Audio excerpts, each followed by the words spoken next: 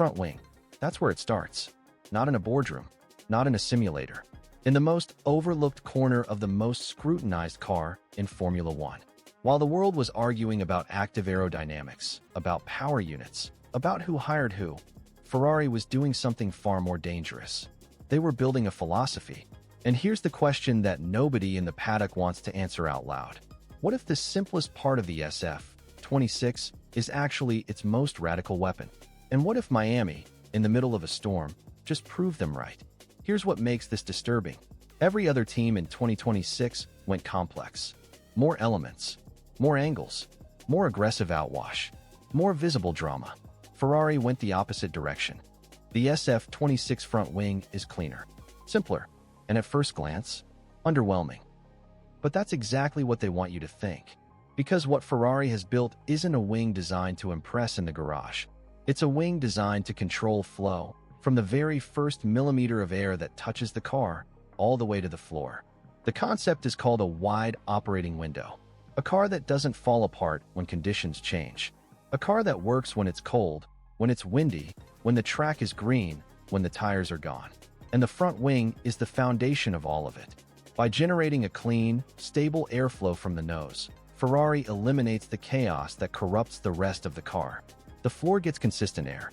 The diffuser works at its peak. The balance becomes predictable. But that was just the start. Because Ferrari didn't just redesign the wing. They redesigned how the wing adjusts. The flap control mechanism is placed near the outer ends, meaning engineers can modify load in the most critical aerodynamic zones without disturbing the central channel that feeds the floor. Slow corner, fast corner, chicane. It doesn't matter. Ferrari can dial the behavior without breaking the whole system.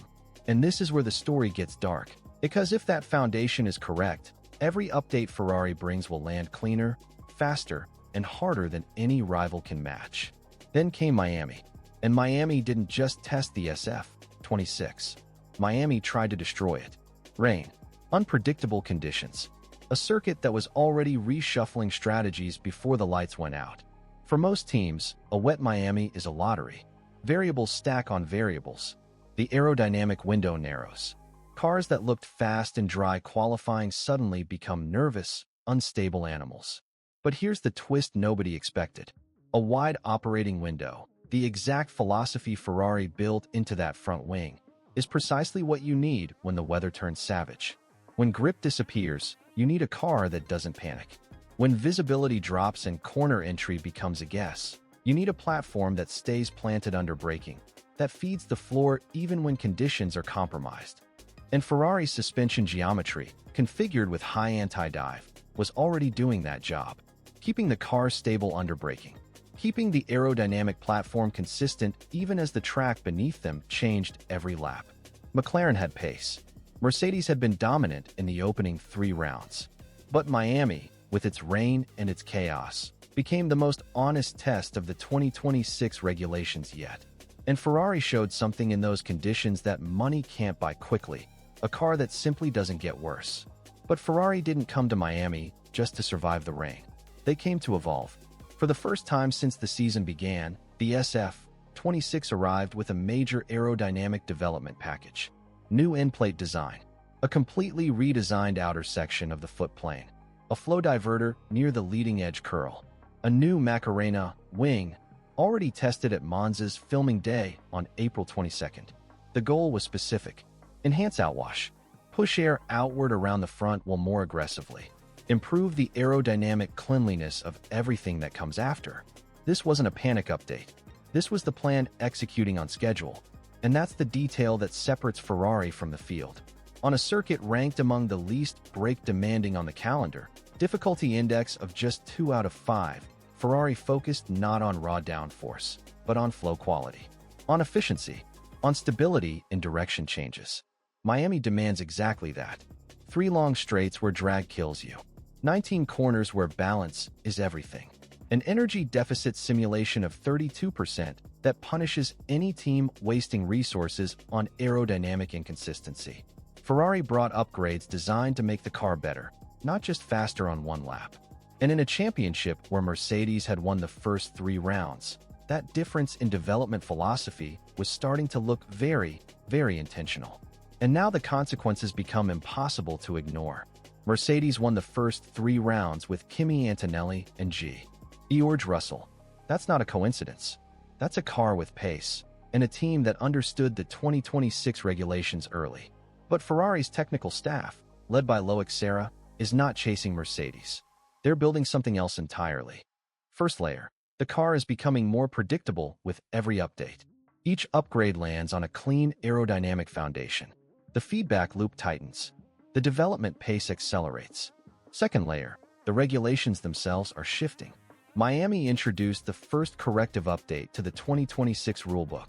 Reduced energy recharge in qualifying. Increased regeneration during Superclip.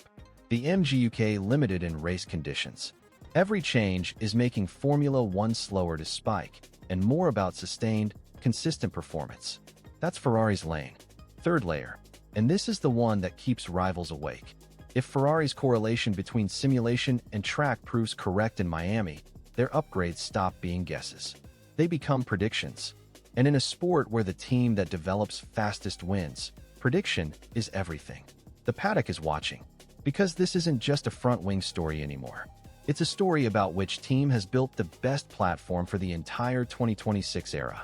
And that answer may already be written in the footplane of the SF-26. So here's where this ends, with 3 possibilities. And only one of them is comfortable. Scenario 1. Ferrari's philosophy is correct. The operating window holds. The upgrades compound. By the European swing, the SF-26 is not just competitive, it's the benchmark. Mercedes has pace, but Ferrari has direction. And direction wins championships. Scenario 2.